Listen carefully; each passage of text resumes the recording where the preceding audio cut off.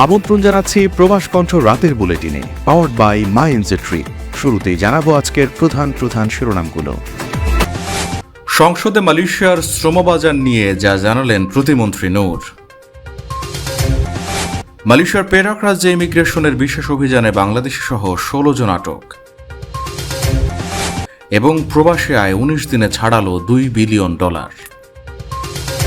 দেখছিলেন শিরোনাম, এবার বিস্তারিত। আপনিও কি আপনার নেক্সট ট্রিপ প্ল্যান করছেন?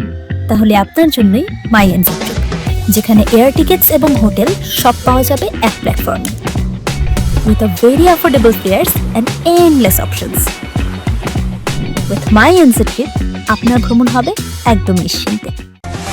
দীর্ঘ প্রতীক্ষার অবসান ঘটিয়ে দক্ষিণ পূর্ব এশিয়ার অন্যতম জনপ্রিয় শ্রমবাজার মালয়েশিয়ায় আবারও যেতে পারবেন বাংলাদেশি কর্মীরা। সোমবার জাতীয় সংসদ অধিবেশনে প্রশ্নোত্তর পর্বে এই আশাবাদের কথা শুনিয়েছেন প্রবাসী কল্যাণ ও বৈদেশিক কর্মসংস্থান প্রতিমন্ত্রী নুরুল হক নূর। ডেপুটি স্পিকার ব্যারিস্টার কায়সার কামালের সভাপতিত্বে অনুষ্ঠিত অধিবেশনে প্রতিমন্ত্রী জানান, মালয়েশিয়ার বাজার পুনরায় সচল করতে সরকার সর্বোচ্চ অগ্রাধিকার দিয়ে কাজ করছে। তিনি উল্লেখ করেন, বিদেশি কর্মী পাঠানোর ক্ষেত্রে মালয়েশিয়া আমাদের জন্য অত্যন্ত গুরুত্বপূর্ণ। সম্প্রতি প্রবাসী কল্যাণ মন্ত্রীর মালয়েশিয়া সফর অত্যন্ত সফল হয়েছে। সেখানকার কর্তৃপক্ষের সঙ্গে ফলপ্রসূ আলোচনার পর আমরা বাজারটি পুনরায় উন্মুক্ত হওয়ার ব্যাপারে ব্যাপক আশাবাদী। সুনির্দিষ্ট তারিখ নিয়ে সংসদ সদস্যদের প্রশ্নের উত্তরে প্রতিমন্ত্রী নূর স্পষ্ট জানান, চূড়ান্ত সিদ্ধান্তটি মালয়েশিয়া সরকারের এখতিয়ারভুক্ত, তবে বাংলাদেশের পক্ষ থেকে কোনো কমতি নেই। তার ভাষ্যমতে, কর্মী পাঠানোর জন্য প্রয়োজনীয় জনবল ও প্রশিক্ষণের সব প্রক্রিয়া এর মধ্যে সম্পন্ন হয়েছে। কুয়ালালামপুর থেকে সবুজ সংকেত পেলেই বিমান ধরবেন বাংলাদেশি কর্মীরা। প্রতিমন্ত্রী তার বক্তব্যে তুলে ধরেন, খাদ্যাভ্যাস এবং পরিবেশের ব্যাপক সামঞ্জস্য থাকায় বাংলাদেশি শ্রমিকরা মালয়েশিয়ায় কাজ করতে বেশি স্বাচ্ছন্দ্য বোধ করেন। বিগত কয়েক বছরের অনিশ্চয়তা কাটিয়ে সরকারের এই তৎপরতাকে ইতিবাচক হিসেবে দেখছেন জনশক্তি রপ্তানিকারকরাও। মালয়েশিয়ায় থাকেন, আন্তর্জাতিক কর্মপরিবেশে স্মার্ট ও সফল ক্যারিয়ার করতে প্রস্তুত, তবে আপনাকে খুঁজছে প্রাণ মালয়েশিয়া। সমগ্র মালয়েশিয়া জুড়ে বিভিন্ন পদে আপনি হতে পারেন আমাদের পরবর্তী টিম মেম্বার। আপডেটেড সিভি সহ হোয়াটসঅ্যাপ করুন এই নম্বরে।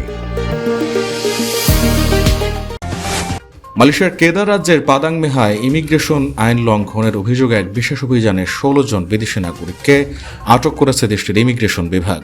মঙ্গলবার ভোররাতে অপারেশন সাপু নামক এই অভিযানটি পরিচালনা করা হয়। আটককৃতদের মধ্যে 10 জন চীনের, 5 জন বাংলাদেশের এবং 1 জন মিয়ানমারের নাগরিক রয়েছেন। ইমিগ্রেশন বিভাগের ডেপুটি ডিরেক্টর জেনারেল লোকমান ইফেন্দি রামলি জানান, গোপন সংবাদের ভিত্তিতে কেদা ইমিগ্রেশনের 30 জন কর্মকর্তার একটি দল এই অভিযান চালায়।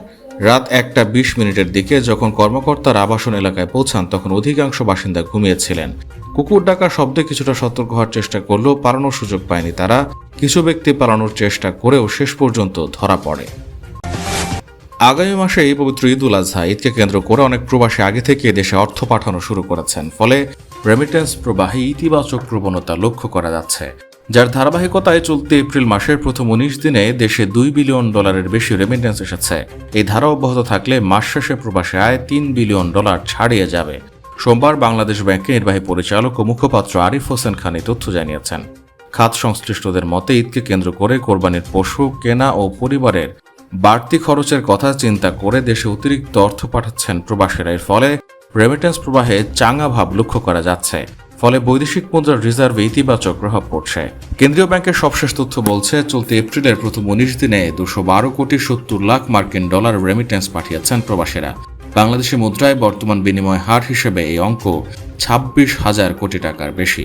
কেন্দ্রীয় ব্যাংকের তথ্য অনুযায়ী গেল মার্চ মাসে প্রবাসীরা পাঠিয়েছিলেন $375.50 কোটি। এটি দেশের ইতিহাসে একক মাসের সর্বোচ্চ রেমিটেন্স।